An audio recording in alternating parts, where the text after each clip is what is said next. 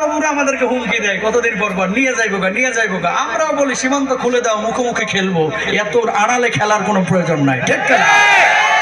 আমরা স্পষ্ট কথা, এটা বীরের জাতি। ওই যে কথা তো বললাম ভারতকে উপলক্ষ করে, উহুদের যুদ্ধের কথা কেন বললাম? এই যে মুতার যুদ্ধ, যারা সৈন্য সংখ্যা ছিল মুসলমানদের মাত্র কয় হাজার? 3000। আর কাফেরদের সৈন্য সংখ্যা ছিল কত? 1,00,000। মুসলমানরা জয় হয়েছিল, 1 লক্ষ পালাইছিল। মুসলমান যখন জাগবে, ইসকনের জঙ্গিগুলো বাংলার জমিনে ওই স্বৈরা শাসকদের সাথে যারা তাল মিলিয়ে চলেছে, আল্লাহর কসম বাংলার জমিনে জায়গা পাবে না, ঠিক না? সুতরাং হিন্দু হিন্দুর জায়গায় থাকুক, খ্রিস্টান খ্রিস্টানের জায়গায় থাকুক, কোনো ইসকনের জঙ্গির জায়গা বাংলার জমিনে হবে না।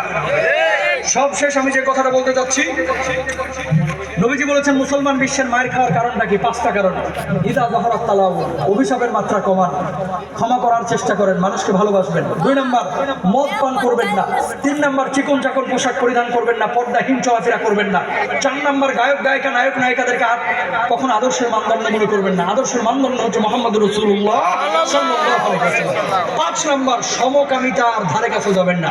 ট্রান্সজেন্ডার মতবাদ, লিঙ্গ পরিবর্তন করে যারা নারী থেকে পুরুষ, পুরুষ থেকে নারী হওয়ার চিন্তা করছে, এদেরকে প্রতিরোধ করতে হবে, প্রতিহত করতে হবে। ওদেরকে যারা সমর্থন দিবে, এদেরকেও প্রতিরোধ করতে হবে, ঠিক না?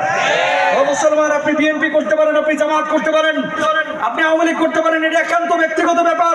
কিন্তু আল্লাহর জমিনে কোরআনের রায়কে যারা পছন্দ করে না, আল্লাহর আইনকে যারা পছন্দ করতে পারে না, এরা আমাদের বন্ধু হতে পারে না। বয়কট হবে, বয়কট, ঠিক না মুসলমান?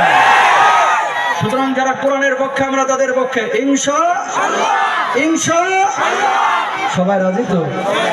আল্লাহ তৌফিক দান করুন। খাজা মাইন্দি ওয়াল আলমিন আলাইহি তাওয়াক্কালতু ওয়া ইলাইহি উনীব। ওয়া আখিরু দাওয়ানা আলহামদুলিল্লাহি রাব্বিল আলামিন।